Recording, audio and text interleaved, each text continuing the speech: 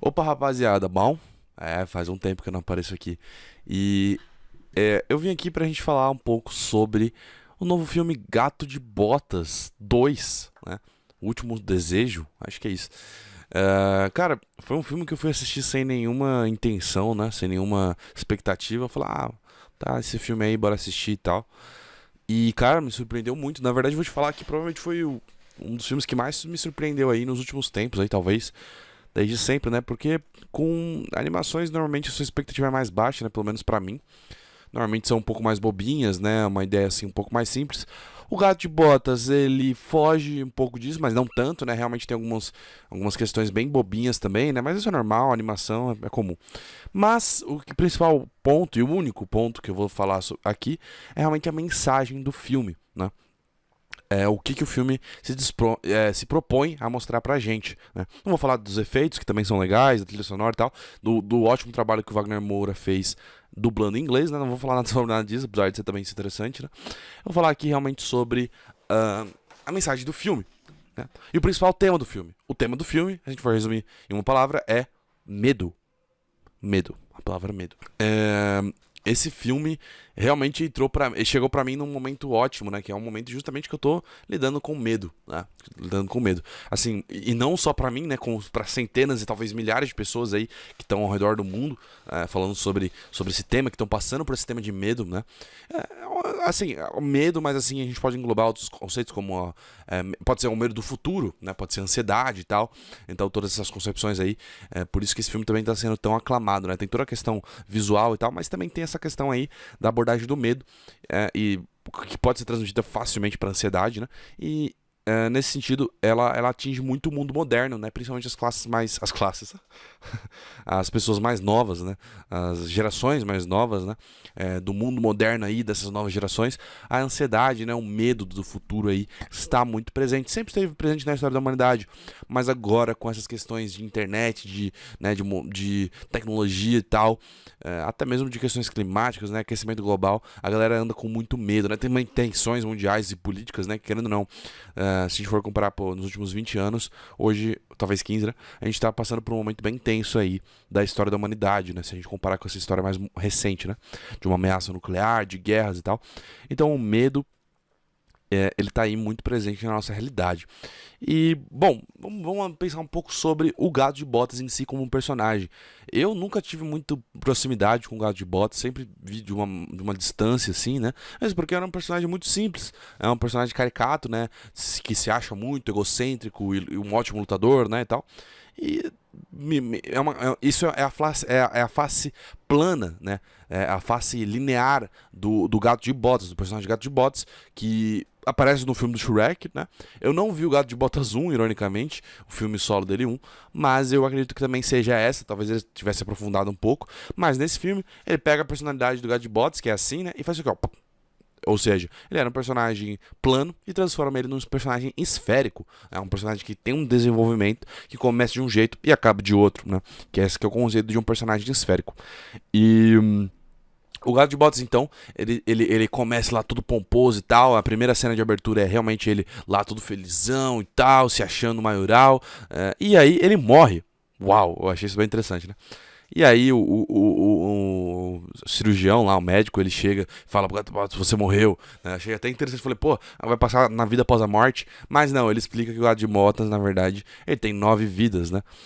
E ele morreu já 8 vidas. Então a próxima que ele morrer já era, né? Ou ele tá na nona vida agora, né? Ele tá na nona vida.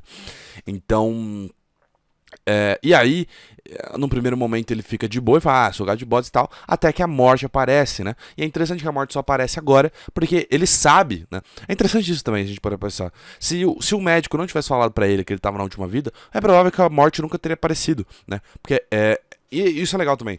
No filme, o que acontece? O Gato de Botas ele morre e o cara fala pra ele que ele morreu, mas ele num primeiro momento ele não se dá conta disso. Isso acontece muito na vida real, que num primeiro momento a gente não se dá conta das coisas, né? E aí a gente precisa de um tempo pra refletir, né? Às vezes é uma reflexão inconsciente pro nosso cérebro pra assimilar essa ideia. Mas bom, então o Gato de Botas recebe essa informação e essa ideia é assimilada lá no inconsciente dele, né? Fala, você vai morrer, você pode morrer. E se você morrer, não tem volta, né? E aí que a gente tem a personificação da morte, né? Que no caso é animalização da morte, né? Que é um lobo, né? E que é o, né, dublado pelo Wagner Moura, em inglês, em português não, que eu achei triste, mas tudo bem. E lá está ele, o lobão, né, com suas duas foices, né, e pronto para matar o gato de botas.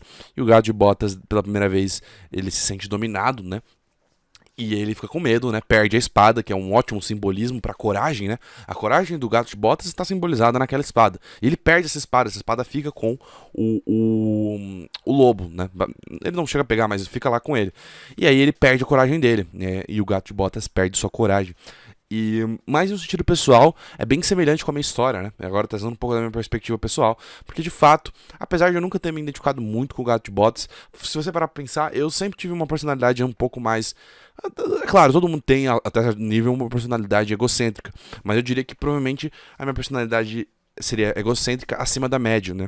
Eu tive poucas vezes eu tive algum complexo de inferioridade ou algum momento que eu achei que eu era pior que os outros, o que isso também é bem comum, né? Mas isso é uma característica que normalmente eu não tenho, né?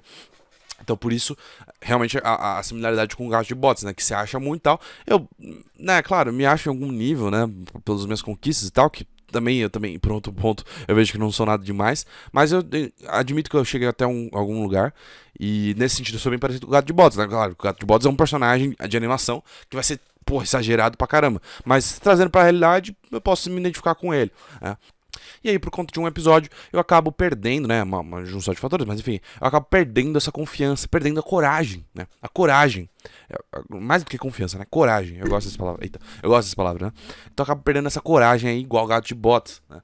E aí o gato de botas, ele acaba entrando numa jornada pra descobrir muitas coisas sobre ele mesmo, né? Até questões amorosas, né? Mas ele acaba, era uma jornada pra ele aceitar a morte, né? E aceitar esse destino que inevitavelmente todos vão ter, que era a morte. Porra, pra uma animação isso daí é bem profundo, né? Você fala, porra, o gato de botas tá aceitando a morte, né? Ele tá tendo a coragem novamente de aceitar a morte. Porque assim, na verdade, e se você for parar a pensar, toda a coragem dele, na verdade é meio que falsa, né? É um pouco falsa. Por que é falsa? Porque ele tinha a ideia de que ele tem várias vidas, então ele não tinha uma coragem verdadeira, né? Ele fazia aquele ato porque ele sabia que ele poderia voltar depois, né?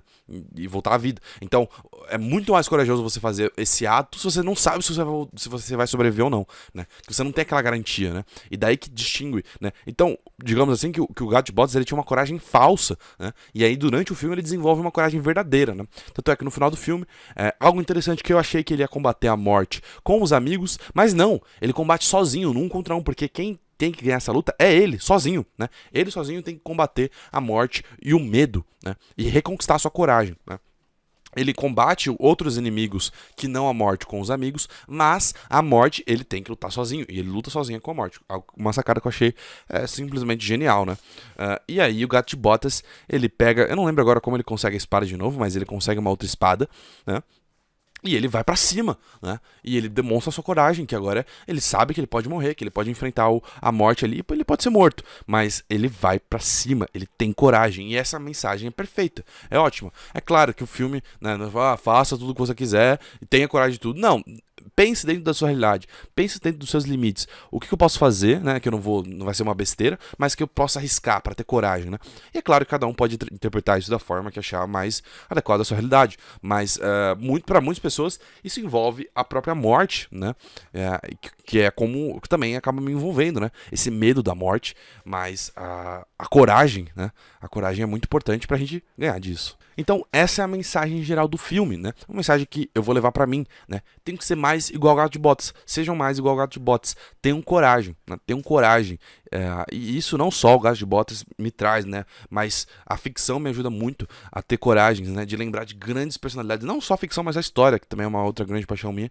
Não só a ficção, mas também a história com grandes personalidades, né? E na ficção também tem várias. Game of Thrones eu gosto muito de personagens corajosos, personagens que enfrentam seus medos.